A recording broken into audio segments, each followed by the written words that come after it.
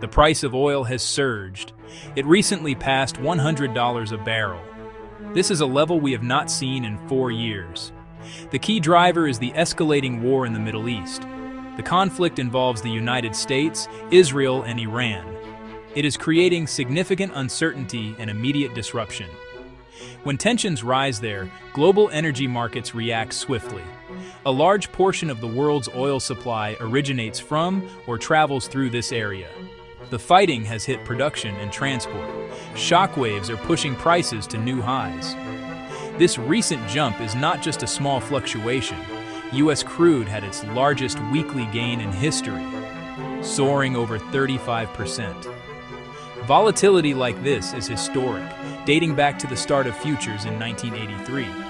Pre-war, the market looked oversupplied and forecasts pointed lower. War has overturned those expectations. The first major cause of the price surge is the disruption to shipping.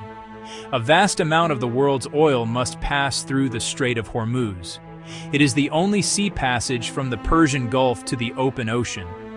Traffic at this choke point is at a near standstill. Ships carrying roughly 20 million barrels per day are stranded. Blocking this flow creates a severe global bottleneck. This sudden drop in available supply is a primary reason prices have climbed.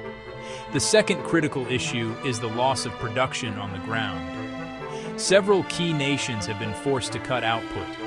Iraq has shut down about 1.5 million barrels per day. Kuwait reduced output after running out of storage space. Saudi Arabia and the UAE could face similar shut-ins if the strait stays blocked. Losing millions more barrels per day tightens the market into a structural deficit. The third factor is direct damage to energy infrastructure. A major Saudi refinery was reportedly struck, halting flows of refined products. For most people, the most tangible sign is the rising price of gasoline. Across the United States, the national average has jumped sharply. In 1 week, prices climbed by about 50 cents, from just under $2.98 to about $3.45 per gallon. Analysts say $4 nationally is likely if disruptions persist. This hits household budgets immediately. Daily commutes get more expensive. Shipping costs rise across supply chains. Airline tickets lift with jet fuel. Markets price a powerful war premium, risk of further supply hits. Pre-war fundamentals pointed lower, but war headlines dominate.